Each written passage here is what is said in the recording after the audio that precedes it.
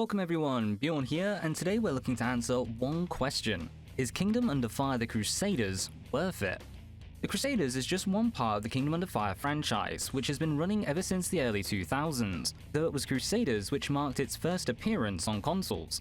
The franchise covers the history of the many warring factions within the continent of Berseria, all within a very unique artistic style and to the tune of some incredible heavy metal soundtracks. The Crusaders continues to follow the series' dark fantasy arc, where the story never scares away from blurring the lines of good and evil, and will have you questioning the morality of every character as you go about completing each campaign and build up their interwoven narratives. Each of these campaigns provides a well-balanced blend of hack and slash and real-time strategy combat, at least while you're on the battlefield map. Between each battle, the game switches into a mixture of unit management and role-play mechanics, set upon a simplistic campaign map, allowing you to develop the strength and variety of your forces as you progress throughout each campaign. First released in 2004 on the original Xbox, Kingdom Under Fire: The Crusaders was later re-released on the PC in 2020 as a HD remaster. This port provided widescreen options and full HD support, and is fairly stable at that.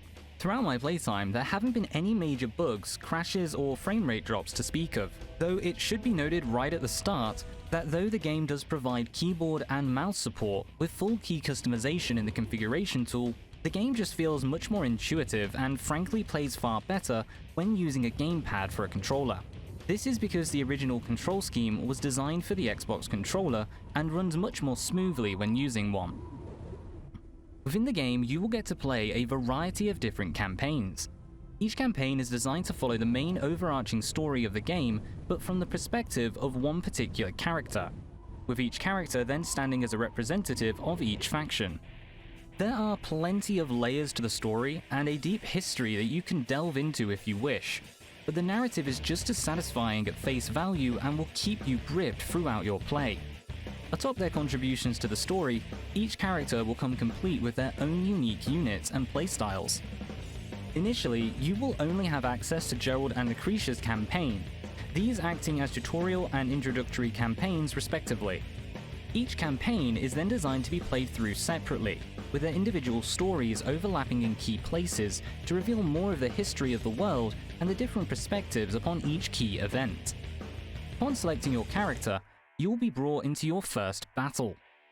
The game uses a drawn-out third-person point of view, and from it, you will have an excellent view of the battlefield and the facing of each unit, something that will become incredibly important as you endeavor to engage in more advanced tactics throughout your play.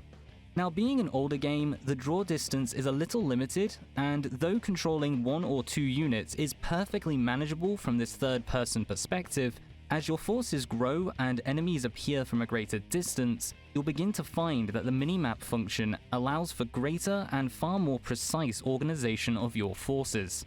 Not to mention, by including such information as terrain details and unit facing, the minimap actually provides a much smoother experience when orchestrating more advanced maneuvers such as flanking. To add to its strategic depth, while on the battlefield, the captains of each unit will be able to utilize a mixture of different abilities to tip the odds into your favor. Archers can loose flaming arrows to set fire to woods, dealing huge damage to any units trapped within them. Paladins can call upon their holy powers to heal your units or damage the unholy, and Dark Elves can imbue their weapons with elemental magic to wreak havoc upon their foes. These combat skills, along with all aspects of the game, are bound by a series of hard counter systems. For example, the elemental skills, particularly those focused on lightning, will do extra damage to heavily armored infantry. In regards to units, the counter system will have spearmen working as the bane of all cavalry, and archers being able to quickly take down air support. Matching your units and skills to each situation will be key to your success within this game, and each of these skills and units combine to provide some real variety for players, while introducing them slowly to ensure the game remains accessible. It won't be until the later stages of each campaign when you are fully comfortable with your character and have found the selection of troops that work best for you. This can make the initial campaigns and missions a little boring as you're forced to reuse the same units and undergo the same strategies, but by drip feeding the player, you will find that you never feel overwhelmed by all the options the game has to offer. Outside of the battlefield, you'll find yourself on the main world map, where you will be able to upgrade your units and characters by organizing their equipment and leveling their skills to suit your style. In order to level up, you will need experience, and to buy equipment you will need gold, both of which are awarded at the end of each mission based upon your performance. By increasing the skills of your captains, you will in turn increase the level of the units they are in charge of, thus increasing their combat potential while also opening them up to using new abilities. Whereas purchasing new equipment will provide a variety of major bonuses depending on what type of equipment it may be. The majority of equipment will provide an increase to either one of their skills or a resistance to an element. Some, however, will even provide an additional bonus for the unit, allowing you to better tailor each unit to your unique playstyle. Finally, when managing your units, by increasing their level you will also unlock the potential to change their job. There are a whole host of different unit jobs within the Crusaders, and each will have their own role and options upon the battlefield. You will be able to take basic light melee infantry and transform them into heavy knights and then even into paladins, taking the unit all the way from a quick-moving melee combatant aimed towards flanking and chasing down its opponents to a heavily armored support unit, capable of not only holding its own in combat, but also healing its allies through its holy power.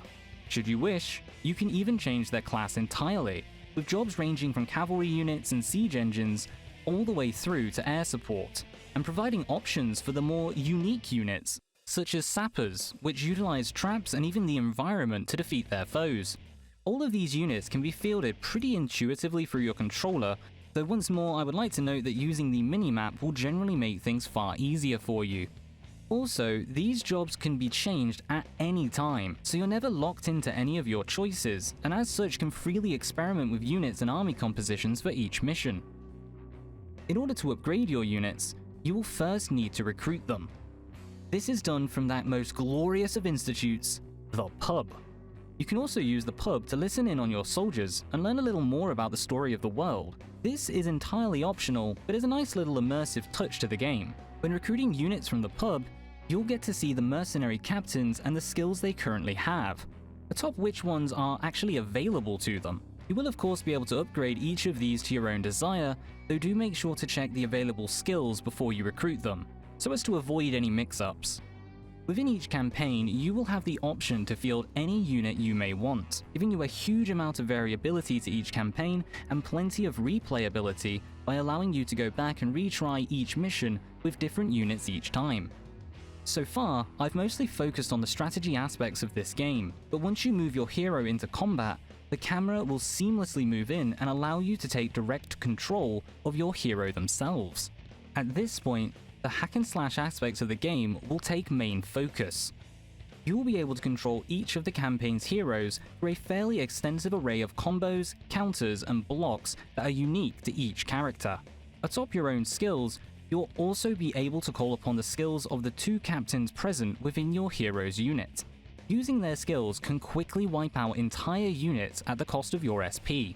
This resource can be gained by employing such tactics as cavalry charges, firing at the enemy with arrows, and even just fighting the enemy with your hero. So it's pretty easy to gain, though proper management of the SP bar will often be the difference between winning or losing each mission. Now, while you're enjoying this variety of gameplay styles and mechanics at your disposal, each of these elements comes with a great level of immersion. From the world map, you will get a good idea for the larger scope of the conflict you're engaged in, as well as the geography and history of the world in general.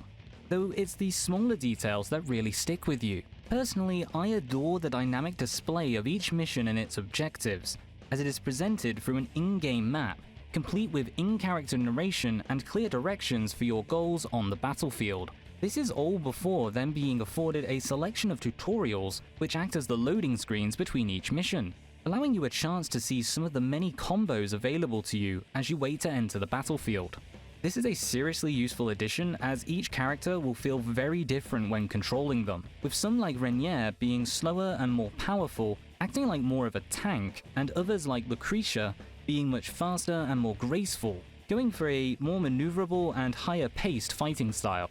Finally, everything within the game is brought together nicely by an original heavy metal soundtrack that will have you raring to go into every single battle.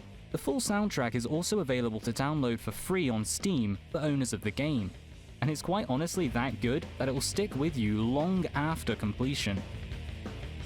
Now I'd just like to make a note that all of the gameplay you're seeing comes from our playthrough of the campaign over on Twitch and right here on YouTube, so if you want to see a little more of the gameplay or even want to ask some questions about it, do check those out or even come join us on Twitch in the chat. If you want to see any more of the Worth It series, then do hit like and subscribe for more. If there are any other games you want to know about, then check over on Backlogged for the full list of Shame, or jump on over to Twitch to join in its completion. Although if there's anything specific you'd like to know, then just ask. So in the end, I hope you've gained a better idea about just what Kingdom Under Fire: The Crusaders is, and I can honestly say that for me, this game is most definitely worth it. So until next time, as always, peace out.